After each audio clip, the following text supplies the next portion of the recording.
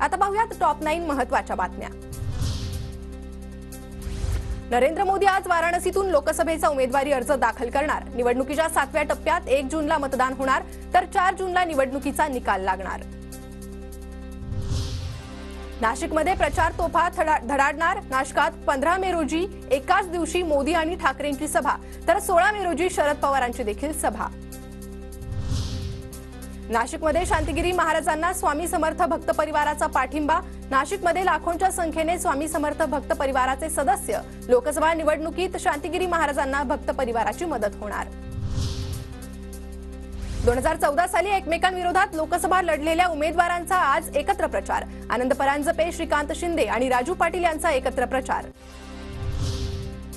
राष्ट्रवादी काँग्रेस पक्ष चिन्हाबाबत आज महत्त्वाची सुनावणी। सुप्रीम कोर्टात दुपारी 12 नंतर सुनावणी होण्याची शक्यता। निवडणूक आयोगाच्या निर्णयाविरोधातील याचिकेवर सुनावणी। शिवसेना आमदार अपात्रता प्रकरण आणि पक्ष चिन्हाबाबतच्या प्रकरणाची सुनावणी लांबणीवर। ठाकरे गटाच्या याचिकेवरील सुनावणी जुलै किंवा ऑगस्ट पर्यंत लांबण्याची शक्यता।